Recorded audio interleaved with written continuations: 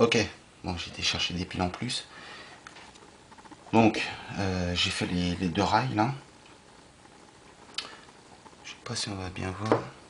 Je sais pas du tout. On a bien la partie qu'on a limée ici, qu'on a supprimée.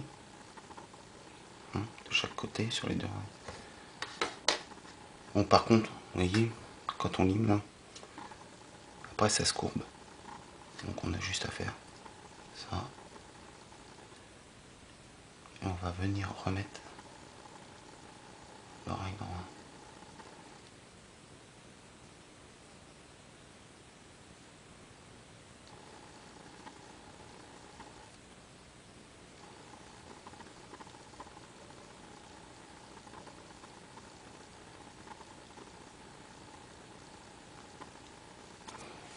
On pourra le recourber après tout à l'heure pour.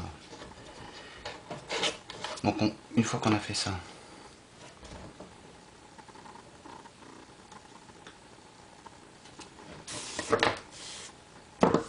on va faire les pentes. On va faire les aiguilles plutôt.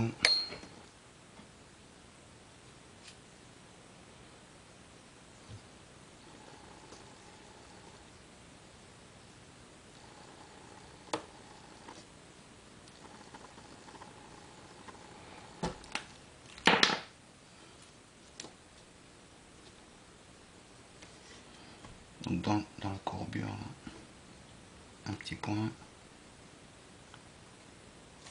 ici où je vais couper.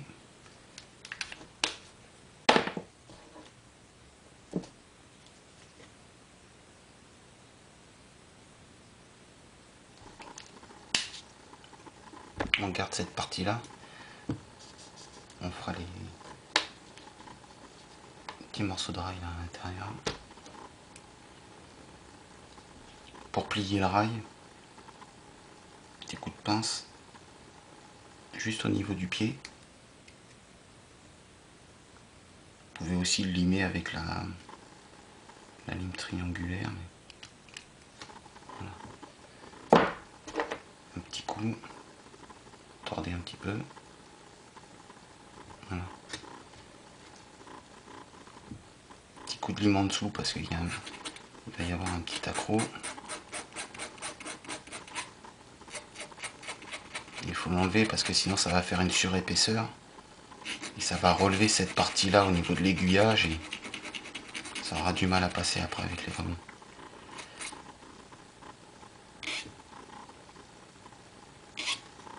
Voilà. Par contre maintenant ce qu'on fait, comme l'aiguille va venir coller sur le rail ici, cette partie là, il y aura les roues qui vont être ici. Donc dans ce sens là ça gêne pas, mais quand le train va arriver ici, quand la roue va arriver par ici, pour pas que ça donne des sursauts au wagon par exemple ou quoi que ce soit, là je vais venir limer ici à l'intérieur. Je vais prendre un angle de à peu près entre 20 et 30 degrés et je vais venir limer ici pour biseauter la rail. Ce qui fait que même si la roue touche le rail en rentrant dans l'aiguillage, au niveau de la déviation, puisque c'est un aiguillage droit, et j'ai limé le... Ce qui fait que la roue, elle sera bien déviée. Il n'y aura pas d'effet de sursaut, de quoi que ce soit, quoi.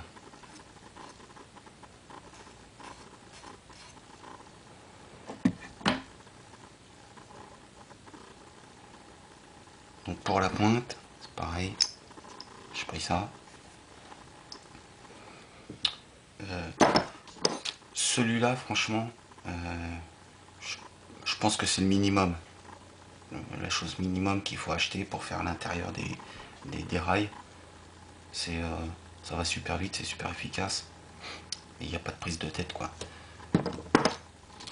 Ça, les pointes, on peut encore les faire sans le stock aid en fait.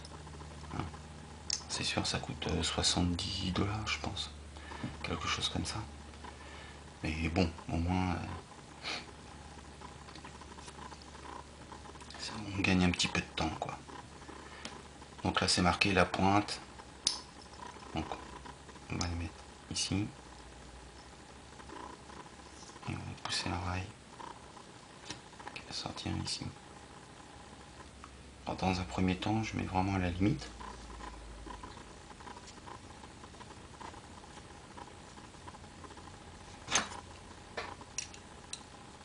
Toujours pareil. Je serre un tout petit peu. Et je lime.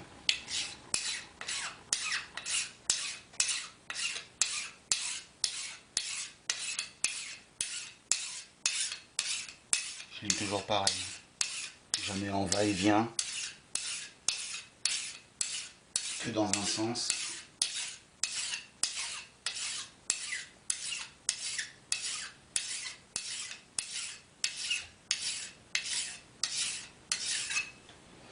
Une fois que le bout du rail est bien plat là, j'arrête d'insister dessus. Si on insiste de trop, le rail va se fendre. Bon, c'est du rail Atlas, hein. Je sais pas avec les autres marques, mais avec le rail Atlas là, ça a tendance à venir se fendre au bout. Donc on est obligé de rajouter de la soudure et tout, donc réépaisseur, relimer.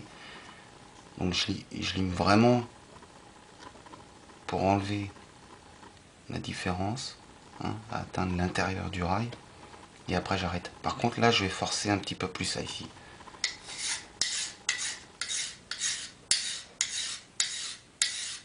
Je vais continuer tout le long comme pour la pointe.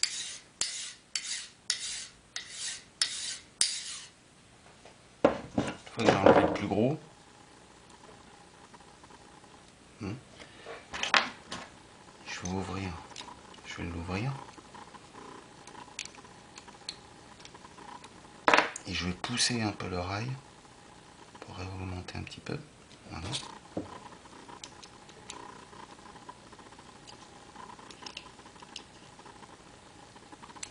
Et je vais venir limer la partie que j'ai pas faite ici.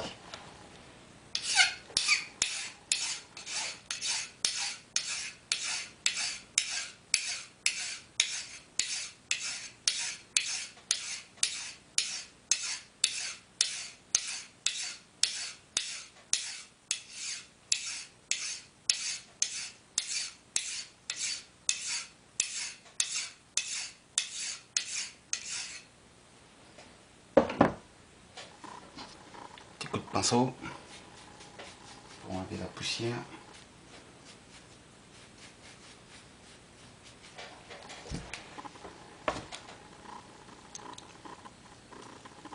Voilà.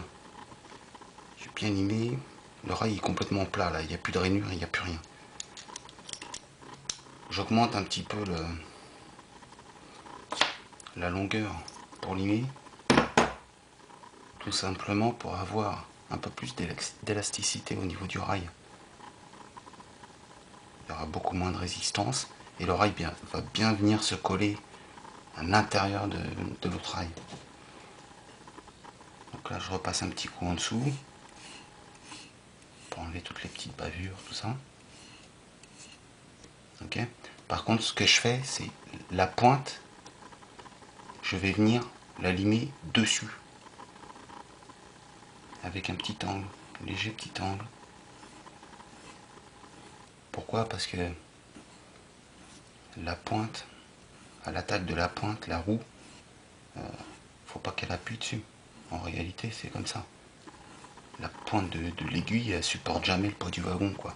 C'est toujours le rail. Elle est là juste pour dévier là, le train. Voilà. C'est très très léger, mais c'est légèrement suffisant pour pas que la roue appuie dessus. Et après, une fois que le train est bien dévié, la roue, là, après, elle appuie dessus.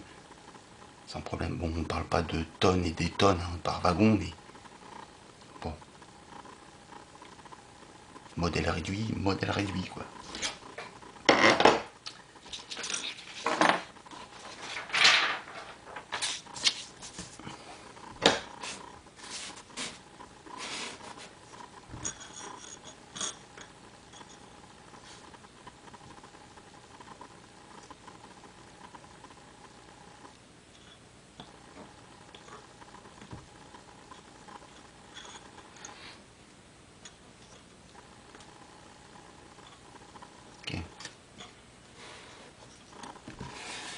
voyez, la courbure, là je l'ai prise par rapport au plan, ici. Et ça tombe pas pile poil, comme sur la plaque d'alu là. Bon, ça passe, hein. Y a pas de souci, ça interfère pas au niveau du passage du train, mais il y a quand même une différence entre le... Et c'est taille normale, hein, le PDF, hein, c'est 100%, c'est pas...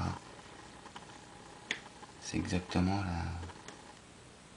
Puisqu'après on va se servir de ça, je vous montrerai dans les vidéos suivantes, pour justement faire les traverses en bois, et l'aiguillage va tomber pile poil dessus, quoi. Donc voilà, donc on fait pareil pour la deuxième.